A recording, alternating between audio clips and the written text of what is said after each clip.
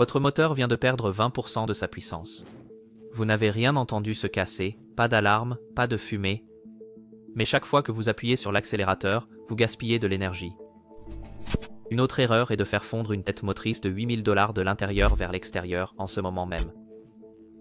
Et voici ce qui me tue. Un capitaine de charter avec 11 000 heures sur son Yamaha d'origine évite ces 7 erreurs. Vous en faites probablement 5. Un capitaine utilise le même moteur pendant 15 ans. Vous reconstruirez à 3 ans. Nous exposons chaque erreur qui détruit votre moteur, y compris celle, cachée, qui vous coûte en puissance, en consommation de carburant et en milliers de réparations. Entrons dans le vif du sujet et abonnez-vous si cette vidéo vous est utile. Faire tourner une hélice avec un pas incorrect détruit silencieusement votre moteur et vous prive de puissance à chaque sortie. La plupart des plaisanciers ignorent que leur hélice est incorrecte jusqu'à ce qu'un dommage catastrophique survienne. Si le pas est trop élevé, le moteur ne peut pas atteindre la plage de régime à plein régime spécifié par le fabricant. Le moteur tourne constamment en charge, travaillant plus fort à bas régime et soumettant les pistons, le vilebrequin et les roulements à une contrainte énorme. Cela force votre moteur à tirer comme un camion en 3e vitesse à l'arrêt, provoquant une surchauffe et usant les composants internes 5 fois plus vite que la normale. Inversement, si le pas est trop faible, le moteur surrégime, tournant au-delà des limites de sécurité et accélérant l'usure des roulements sur chaque pièce mobile. Pour chaque pouce de pas dont vous vous écartez, c'est environ 200 trémines dans la mauvaise direction. Vérifiez le régime de ralenti maximal ou haute spécifique dans le manuel du propriétaire, généralement entre 5500 et 6000 traces.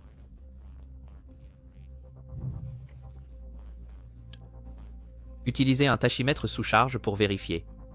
Si vous êtes à 500 trémines en dehors de cette plage, vous détruisez activement votre moteur. Faites caler l'hélice correctement immédiatement. Ne pas rincer à l'eau douce après une sortie en mer est la première cause évitable de panne catastrophique de moteur hors bord. L'eau salée laissée dans les passages de refroidissement crée de la corrosion qui détruit les pompes à eau, bloque les canaux de refroidissement et provoque une surchauffe en quelques mois.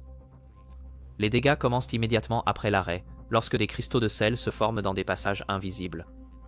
Ces cristaux restreignent le débit d'eau, forcent le moteur à chauffer davantage et accélèrent la corrosion des composants en aluminium. Sans rinçage, la turbine de la pompe à eau s'use 3 fois plus vite et le boîtier du thermostat se corrode. Branchez votre kit de rinçage ou vos coquilles dès que vous arrivez au quai, pas demain ou la semaine prochaine. Faites tourner le moteur au ralenti pendant 10 à 15 minutes minimum pour rincer le sel de tout le système. Les opérateurs commerciaux travaillent quotidiennement en eau salée mais dépassent les 8000 heures car le rinçage est non négociable pour eux. Votre moteur durera 15 ans avec un rinçage régulier ou à peine 5 ans sans. 10 minutes d'effort ajoutent des années à la vie du moteur. Sautez-le et vous faites face à des pannes de pompe à eau et à des dommages dus à la surchauffe coûtant des milliers à réparer. Repousser les vidanges d'huile au-delà de l'intervalle de 100 heures ou d'1 an est un chemin garanti vers une défaillance prématurée du moteur.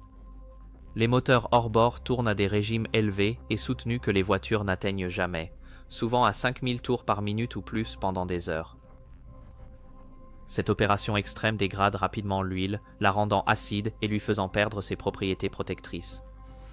L'huile dégradée ne peut pas lubrifier correctement, ce qui augmente le frottement sur les paliers, les arbres à cames et les parois des cylindres. Les particules métalliques issues de l'usure normale s'accumulent et circulent dans votre moteur comme du papier de verre liquide, accélérant les dommages à chaque pièce en mouvement. Bien que le filtre capture ces particules au début, une fois saturé, il laisse passer l'huile contaminée directement vers les composants critiques. Vous devez changer l'huile moteur et le filtre toutes les 100 heures ou une fois par an. Utilisez l'huile spécifiée par le fabricant, par exemple Yamalube ou Honda, car ces formulations sont conçues spécifiquement pour le fonctionnement des moteurs marins à 4 temps. N'utilisez pas d'huile automobile pour économiser 15 $, cela vous coûtera des milliers en usure prématurée.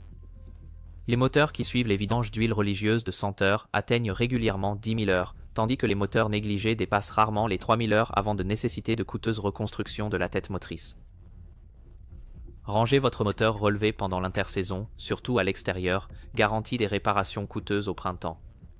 L'eau emprisonnée dans le système de refroidissement gèle et se dilate, fissurant le bloc moteur ou détruisant le carter de la pompe à eau. Il en résulte une réparation de 4 000 à 8 000 $ pour des dommages entièrement évitables. Même si vous pensez que le moteur est vidangé, la pluie ou la neige peuvent pénétrer par le moyeu de l'hélice lorsqu'il est incliné vers le haut, s'écoulant à l'envers dans les passages d'échappement où elle gèle. Rangez toujours votre moteur incliné vers le bas pendant la morte saison pour permettre un drainage complet de l'eau.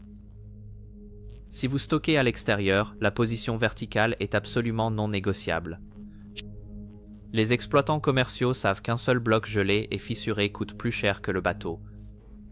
Si vous emballez le bateau sous film rétractable, assurez-vous que des espaces autour du tableau arrière permettent la circulation de l'air. Sceller le moteur dans du plastique crée de la condensation qui corrode les connexions électriques et les systèmes de charge. Le capot est conçu pour respirer. Le scaler est une erreur. Rangez-le incliné vers le bas avec une ventilation adéquate pour éviter de risquer des milliers de dégâts dus au gel chaque hiver. Appuyez à fond sur l'accélérateur d'un moteur froid est le moyen le plus rapide de rayer les parois des cylindres et de bloquer les pistons. Les pistons froids en aluminium se dilatent plus vite que les parois en acier des cylindres lorsqu'ils sont chauffés rapidement. Accélérer à fond avant d'atteindre la température de fonctionnement peut provoquer le grippage des pistons, rayant les parois et détruisant la compression. Démarrez votre moteur et laissez-le tourner au ralenti en position neutre pendant 2 à 3 minutes minimum pour établir la pression d'huile. Puis, au ralenti en prise dans la zone sans vague avant de rouler à régime modéré. Laissez le moteur atteindre environ 140 degrés avant de passer à plein régime. Cet échauffement progressif permet aux composants internes de se dilater ensemble graduellement. Par temps froid, augmentez considérablement votre temps d'échauffement. Si vous vous arrêtez pour pêcher longtemps et que le moteur refroidit, répétez cette procédure avant votre prochaine course. Les pêcheurs en tournoi qui négligent un échauffement adéquat finissent par le payer avec des segments de piston collés et une compression réduite nécessitant des réparations. Ceux qui font un bon échauffement font tourner les mêmes moteurs pendant 15 ans sans problème. 2 minutes de patience économisent $8000 de réparation. Votre embase fonctionne immergée dans l'eau, tournant à grande vitesse et générant une chaleur intense. Sautez les vidanges d'huile de transmission et vous garantissez une défaillance catastrophique de l'embase. Changez l'huile de votre embase toutes les 100 heures ou chaque année, sans exception. Lors de la vidange d'huile usagée, examinez-la attentivement à chaque fois. Une huile de transmission saine est translucide. S'il est blanc laiteux ou gris, de l'eau s'est infiltrée par des joints défectueux. Ceci est votre seul avertissement avant qu'une défaillance de l'équipement ne détruise les roulements. Des paillettes métalliques dans l'huile indiquent que des dommages existent déjà. Ignorez ces signes et vous devrez faire reconstruire entièrement l'unité inférieure, ce qui coûtera $4000. Utilisez uniquement l'huile d'engrenage spécifiée par le fabricant, car les fluides génériques manquent souvent de la viscosité et des additifs requis pour les charges marines. Cet entretien annuel de $100 prévient les factures de réparation massives. Les pêcheurs de tournoi changent l'huile de leur embase toutes les 100 heures, religieusement, ce qui permet à leurs unités de durer des décennies, car l'huile contaminée ne détruit jamais les engrenages. Vérifiez votre huile au moins 2 fois par saison. Détecter l'auto-préserve votre embase. Le trouver tard signifie un remplacement complet. Ne démarrez jamais un moteur hors bord sans que l'eau de refroidissement ne circule. Agir ainsi provoque des dommages catastrophiques immédiats et irréversibles. La turbine de la pompe à eau est en caoutchouc et dépend de l'eau pour sa lubrification. Faites-la tourner à sec pendant 30 secondes et la friction fera fondre le caoutchouc, le déchirant. Une turbine à $60 peut rapidement se transformer en une tête motrice surchauffée à $8000. Sans eau, les températures internes montent en flèche instantanément. Les parois des cylindres se dilatent, les pistons se bloquent et une déformation permanente peut survenir en moins d'1 minute. Ne démarrez jamais votre moteur à sec, pas même un instant pour tester des réparations ou le démarreur. Utilisez toujours des manchons de rinçage avec une forte pression d'eau ou une connexion directe au port. Lorsque vous utilisez des manchons sur terre, assurez-vous de voir un fort débit de l'indicateur de jet test, car un faible débit signifie un refroidissement insuffisant. Ne faites tourner le moteur au ralenti que lors du rinçage, car des régimes moteurs plus élevés génèrent de la chaleur plus rapidement que le système de rinçage ne peut le supporter. Un démarrage à sec endommage une pompe à eau en quelques secondes et peut rayer les parois des cylindres s'il se prolonge. La circulation de l'eau est absolument non négociable pour le fonctionnement d'un moteur hors bord en toutes circonstances afin d'éviter de détruire votre moteur. Abonnez-vous si vous voulez plus de vidéos comme celle-ci. N'oubliez pas que c'est en évitant ces 7 erreurs que l'on distingue les moteurs qui durent 1500 heures de ceux qui dépassent les 10 000 heures. Suivez ces règles à la lettre, choisissez la bonne hélice et vous passerez des décennies sur l'eau au lieu de passer des décennies à payer des réparations.